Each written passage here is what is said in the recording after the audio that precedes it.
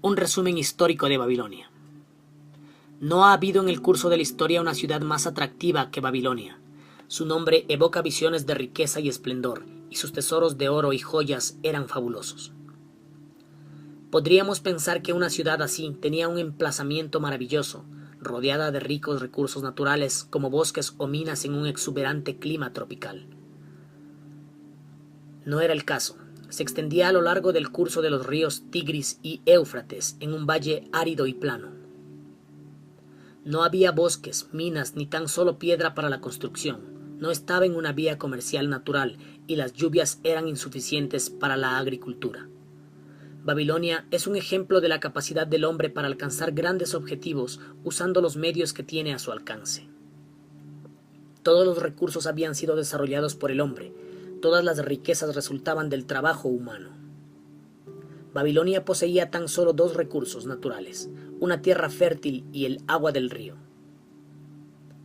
Gracias a una de las más grandes realizaciones técnicas de todos los tiempos, los ingenieros babilonios desviaron las aguas del río mediante diques e inmensos canales de irrigación.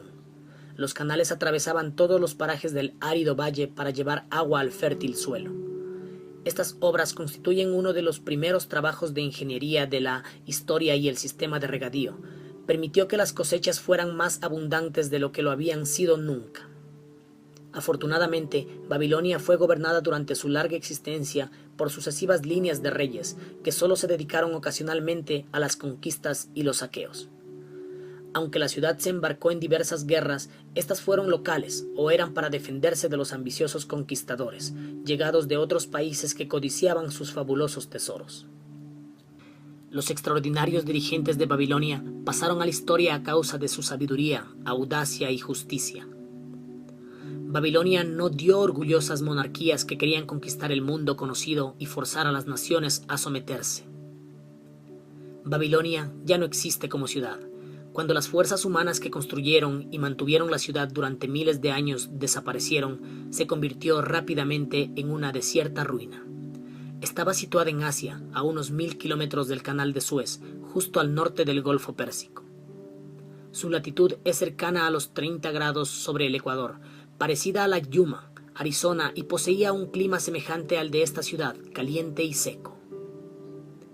El valle del Éufrates, en otro tiempo populosa región agrícola, es hoy una llanura árida, barrida por el viento. Las escasas hierbas y los arbustos del desierto luchan contra la arena llevada por el viento. Los fértiles campos, las grandes ciudades y las largas caravanas de los ricos comerciantes ya no existen.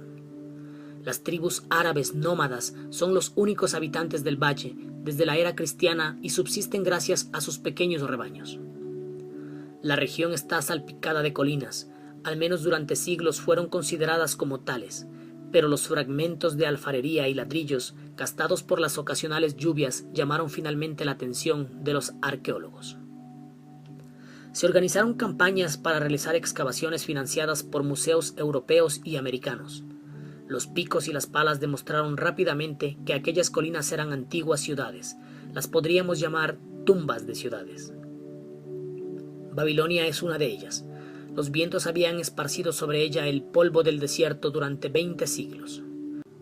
Las murallas, originalmente construidas de ladrillo, se habían desintegrado y habían vuelto a la tierra. Así es hoy en día la rica ciudad de Babilonia, un montón de tierra abandonado hace tanto tiempo que nadie conocía su nombre hasta que se retiraron los escombros acumulados durante siglos en las calles, los nobles templos y los palacios. Algunos científicos consideran que la civilización babilónica y las de las otras ciudades del valle son las más antiguas de las que se tiene conocimiento. Se han demostrado de manera reciente algunas fechas que se remontan hasta los 8000 años de antigüedad.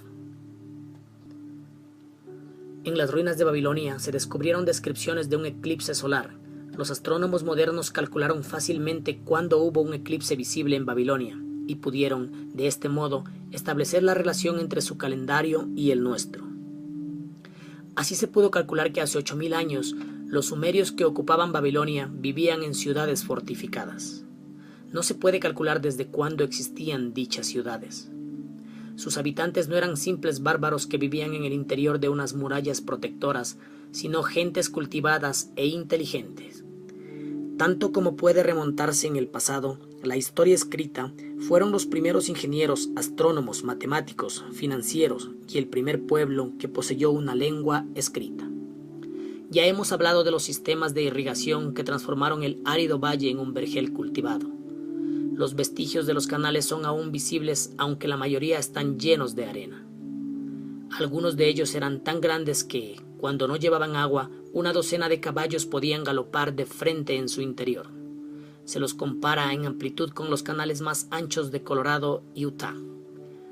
Además de regar la tierra, los ingenieros babilonios llevaron a cabo otro proyecto igualmente vasto: recuperar una inmensa región pantanosa en la desembocadura del Éufrates por medio de un sistema de drenaje y hacerla cultivable.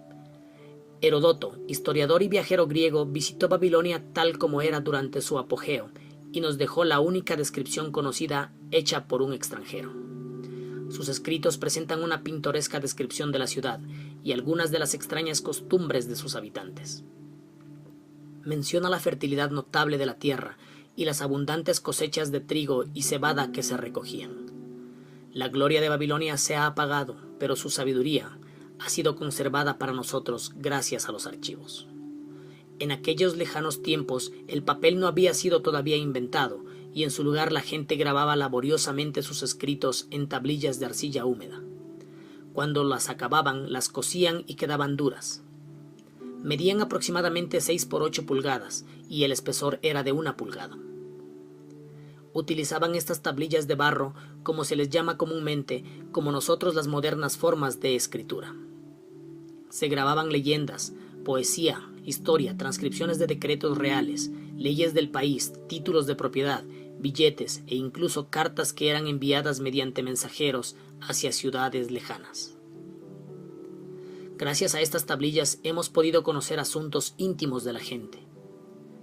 Una tablilla que seguramente provenía de los archivos del almacenero del país cuenta, por ejemplo, que un cliente llevó una vaca y la cambió por 7 sacos de trigo, 3 entregados en el mismo momento y los otros 4 a conveniencia del cliente. Los arqueólogos recuperaron bibliotecas enteras de estas tablillas, cientos de miles de ellas, protegidas por los escombros de las ciudades. Las inmensas murallas que rodeaban la ciudad constituían una de las extraordinarias maravillas de Babilonia. Los antiguos las consideraron comparables a las pirámides de Egipto y las situaron entre las 7 maravillas del mundo. El mérito de la construcción de las primeras murallas es atribuible a la reina Semiramis, pero los arqueólogos modernos no han podido encontrar vestigios de estas primeras construcciones ni establecer su altura exacta. Por los escritos de los antiguos se estima que medían entre unos 50 y 60 pies en la parte exterior, que estaban hechos de ladrillos cocidos y además protegidos por un profundo foso de agua. Las murallas más recientes y célebres fueron construidas unos 600 años antes de Cristo por el rey Nabopolassar, quien proyectó una construcción tan colosal que no pudo vivir para ver el final de las obras. Fue su hijo, Nabucodonosor, cuyo nombre aparece en la Biblia, quien las terminó. La altura y la longitud de estas murallas más recientes nos dejan atónitos. Una autoridad digna de confianza informó que debieron de tener alrededor de 52 metros, es decir, la altura de un edificio moderno de 15 plantas. Se estima que la longitud total era de entre 15 y 17 kilómetros, y la anchura era tal que en su parte superior podía correr un carro tirado por 6 caballos. No queda prácticamente nada de esta formidable estructura, excepto una parte de los cimientos y el foso. Además de los destrozos de la naturaleza, los árabes se llevaron los ladrillos para construir en otras partes. Uno tras otro, los ejércitos victoriosos de casi todos los conquistadores de ese periodo de guerras invasoras se enfrentaron contra las murallas de Babilonia. Una multitud de reyes asedió Babilonia, pero todo fue en vano. Los ejércitos invasores de aquel tiempo no eran despreciables, y los historiadores hablan de fuerzas de 10.000 caballeros, 25.000 carros y de 1.200 regimientos de infantes de 1.000 hombres cada uno. A menudo necesitaban 2 o 3 años de preparación para reunir el material de guerra y los depósitos de batallas a lo largo de la línea de marcha de propuesta.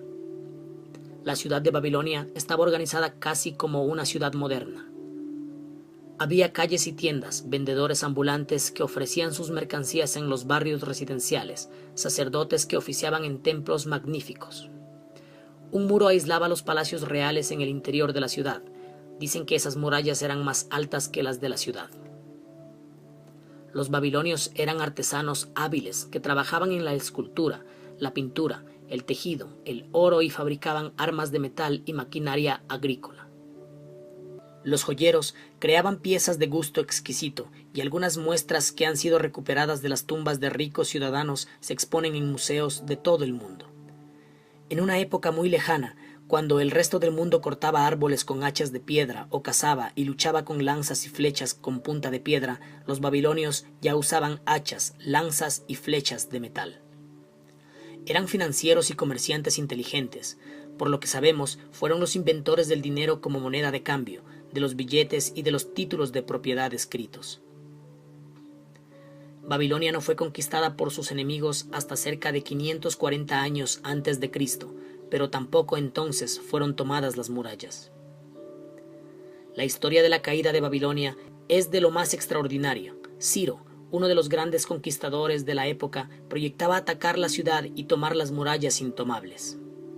Los consejeros de Nabonidus, rey de Babilonia, le persuadieron para que fuera ante Ciro y librara batalla sin esperar a que la ciudad estuviera asediada. El ejército babilonio, tras consecutivas derrotas, se alejó de la ciudad. Ciro entró por las puertas abiertas de la ciudad, que no opuso resistencia. El poder y el prestigio de Babilonia fueron declinando gradualmente hasta que, al cabo de unos siglos, fue abandonada, dejada a merced de vientos y tormentas que la devolvieron al desierto sobre el que se había alzado en su origen. Babilonia había caído para no volverse nunca a levantar, pero debemos mucho a su civilización. Los siglos han reducido a polvo las orgullosas paredes de sus templos, pero su sabiduría aún pervive.